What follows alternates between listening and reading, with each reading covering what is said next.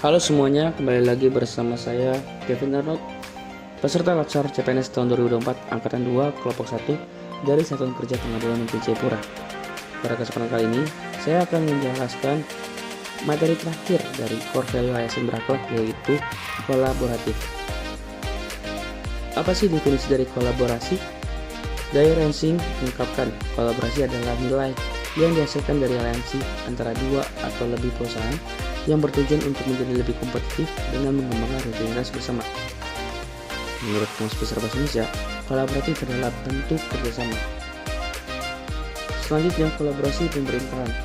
Menurut Irawan, kolaboratif governance sebagai sebuah proses yang melibatkan norma bersama dan interaksi saling menguntungkan antar aktor governance. Lalu, terdapat 6 kriteria penting untuk kolaborasi, yaitu pertama, forum yang diprakarsai oleh lembaga publik atau lembaga. 2. Peserta dalam forum termasuk aktor non-state. 3. Peserta terlibat langsung dalam pengambilan keputusan yang bukan hanya dikonsultasikan oleh agensi publik. 4. Forum secara resmi diatur dan bertemu secara kolektif. 5. Forum ini bertujuan untuk membangun keputusan dengan konsensus. Lalu terakhir, fokus kolaborasi adalah kebijakan publik atau manajemen. Lalu terdapat 3 tahapan yang dapat dilakukan dalam melakukan asesmen terhadap tata kelola kolaborasi, yaitu pertama, mengidentifikasi permasalahan dan peluang. Lalu kedua, merencanakan aksi kolaborasi, dan terakhir, mendiskusikan strategi untuk mempengaruhi. Kemudian ada indikator kolaboratif culture pada organisasi, yaitu sebagai berikut. 1. Organisasi menganggap perubahan sebagai sesuatu yang alami dan perlu terjadi. 2. Organisasi menganggap individu sebagai aset berharga dan membutuhkan upaya yang diperlukan untuk terus menghormati pekerjaan mereka. 3. Organisasi memberikan perhatian yang adil bagi staf yang mau mencoba dan mengambil risiko yang wajar dalam menyelesaikan tugas mereka, bahkan ketika terjadi kesalahan. 4. Pendapat yang berbeda didorong dan didukung dalam organisasi. Setiap kontribusi dan pendapat sangat dihargai. 5. Masalah dalam organisasi dibahas transparan untuk menghindari konflik. 6. Kolaborasi dan kerja tim antar divisi adalah didorong. Lalu terakhir, secara keseluruhan, setiap divisi memiliki kesadaran terhadap kualitas layanan yang diberikan. Lalu terdapat aktivitas kolaborasi antar organisasi, yaitu sebagai berikut.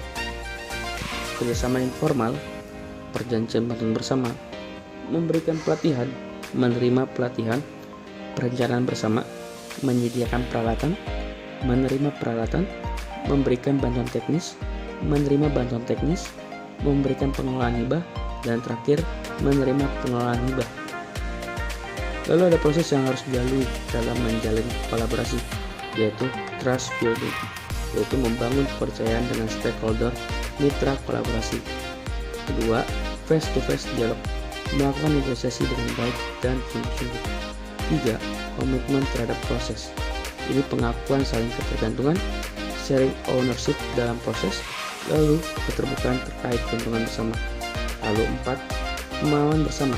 Ini berkaitan dengan kejelasan misi, definisi bersama terkait permasalahan, serta mengidentifikasi nilai bersama. Lalu terakhir, menetapkan outcome antara. Kemudian kolaborasi dalam konteks pemerintah. Ada faktor yang mempengaruhi keberhasilan dalam kolaborasi antar lembaga pemerintah, yaitu sebagai berikut.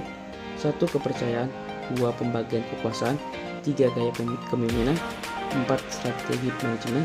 Dan terakhir, formalisasi pada pencapaian kolaborasi yang efisien dan efektif antara entitas publik.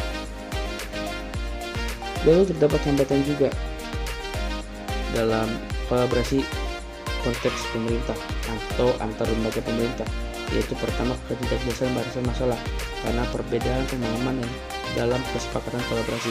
Selain itu, faktor dasar hukum kolaborasi yang tidak jelas. Lalu kita harus mengenal WOG atau Whole of Government.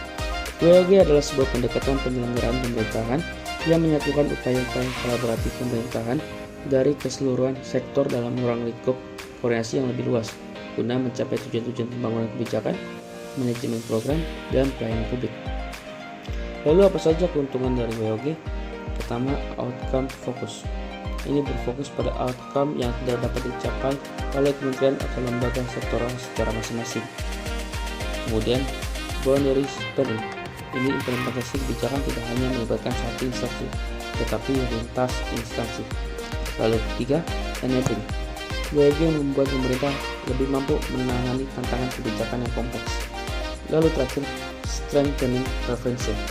WOG mendorong pencegahan terhadap masalah yang mungkin berkembang lebih jauh. Kemudian apa saja bentuk WOG? Pertama, integrating service delivery, yaitu proses penyatuan pemberian layanan kepada publik. Dua, koordinasi dan kolaborasi. Pemerintah horizontal yang berkoordinasi atau berkolaborasi dalam mencapai tujuan bersama. Ketiga, integrating dan rebalancing governance. Ini adalah kontrol politik dan otonomi administrasi seperti yang di Inggris. Lalu culture change, konsep-konsep sosial budaya organisasi. Lalu apa saja praktek WOG? Yaitu pertama, penguatan koordinasi antar lembaga. Dua, membentuk lembaga koordinasi khusus. Tiga, membentuk gugus tugas. Dan lima, koalisi sosial. Lalu apa saja panduan perilaku kolaboratif?